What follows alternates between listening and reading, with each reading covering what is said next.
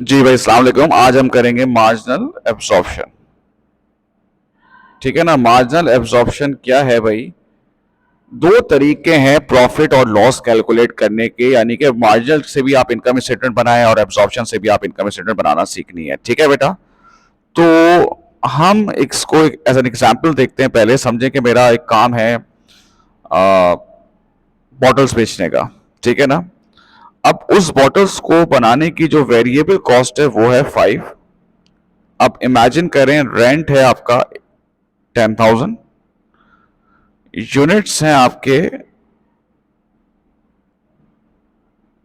1,000 और selling price है आपकी 20। ठीक है। और ये आपके सामने सवाल दिया हुआ है। अब सबसे पहले हम मार्जिनल से प्रॉफिट निकालते हैं। मार्जिनल क्या कहता है कि हम एक यूनिट की जो कॉस्ट है उसमें हम सिर्फ और सिर्फ वेरिएबल कॉस्ट लेकर जाएंगे। मार्जिनल जो है वो क्या कहता है कि एक यूनिट को बनाने की जो हम कॉस्ट लेंगे वो सिर्फ वेरिएबल कॉस्ट लेंगे। अब इससे जरा प्रॉफिट निकाल के देखते हैं। सेल्स कितनी है आपकी? 1,000 यूनिट्स हैं और 20, यानी कि ये आ जाएगा आपका 20,000। अब इसकी जो 1,000 यूनिट की कॉस्ट कितनी थी, तो मार्जिनल जो है इसमें सिर्फ वेरिएबल कॉस्ट लेके जाएगा जो कि है 5,000। सेल्स में से जब वेरिएबल कॉस्ट माइनस होगी तो आपके पास एक चीज आएगी, कंट्रीब्यूशन टुवर्ड्स फिक्स कॉस्ट।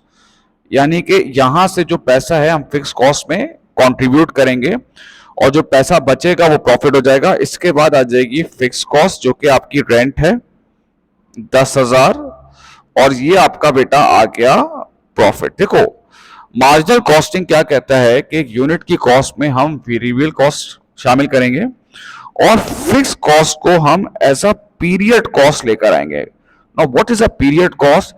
कि ये कॉस्ट जो है बेटा, मैच ये कॉस्ट रिलेट करती है एक पीरियड से, यानी कि महीने से या साल से।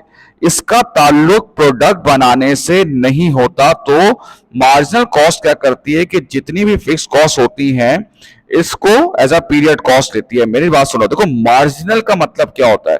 मार्जिनल मतलब कि एक कॉस्ट बढ़ाने से जो कॉस्ट बढ़ जाए। जैसे मैं आपको बताता हूं कि अगर मैं 3 यूनिट बनाऊंगा तो 3 यूनिट के हिसाब से वेरिएबल कॉस्ट होगी 15। 4 यूनिट बनाऊंगा, 4 यूनिट के हिसाब से वेरिएबल कॉस्ट होगी 20। देखो, हर यूनिट को बढ़ाने से कॉस्ट बढ़ रही है। This is why we call marginal. मतलब एक यूनिट को बढ़ाने से अफेक्ट आता है लेकिन उसे वेरिएबल कॉस्ट का अफेक्ट आता है। अब आप देखो, क्या मैं 4 यूनिट बना रहा हूं तो रेंट में चेंज आएगी? नहीं। चाहे मैं 10 यूनिट बनाऊंगा रेंट में चेंज आएगी? नहीं। बात समझ में आती है?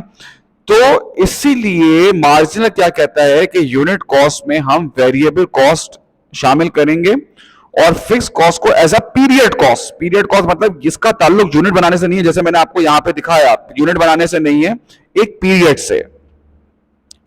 अब हम बात करते हैं एब्जॉर्प्शन की। एब्जॉर्प्शन क्या कहता है कि हम एक यूनिट कॉस्ट में वेरिएबल कॉस्ट जो कि है 5 और फिक्स कॉस्ट को भी शामिल करेंगे। फिक्स कॉस्ट को भी एब्जॉर्ब करेंगे। एब्जॉर्ब का मतलब होता है उसको वहां पे रिकॉर्ड करेंगे। इसको हम कहते हैं एब्जॉर्प्शन से करना। जैसे फिक्स कॉस्ट आपको कितनी दी हुई है? 10,000। कितने यूनिट्स दिए हुए? 1,000। तो एक यूनिट की फिक्स कॉस्ट कितनी आ गई? 10। तो टोटल फिक्स कॉस्ट और वेरिएबल कॉस्ट मिला के आ गया 15। ये होती है बेटा एब्जॉर्प्शन कॉस्टिंग। एब्जॉर्प्शन कॉस्टिंग में यूनिट कॉस्ट किससे बेस करती है? वेरिएबल और फिक्स प्रोडक्शन कॉस्ट। अब देखो, जैसे मैं निकालता हूं, सेल्स कितनी है? 20,000। अब इसमें से सेल्स की जो 1,000 यूनिट हमने बनाए इसकी कॉस्ट मार्जिनल में किससे बेस करती थी? वेरिएबल पे। एब्जॉर्प्शन में क्या होगा? वेरिएबल प्लस फिक्स जो कि कितनी आ रही है? 15,000। और ये आपका बेटा क्या हो जाएगा? प्रॉफिट हो जाएगा। ये इसका बिल्कुल एक बेसिक पैटर्न है।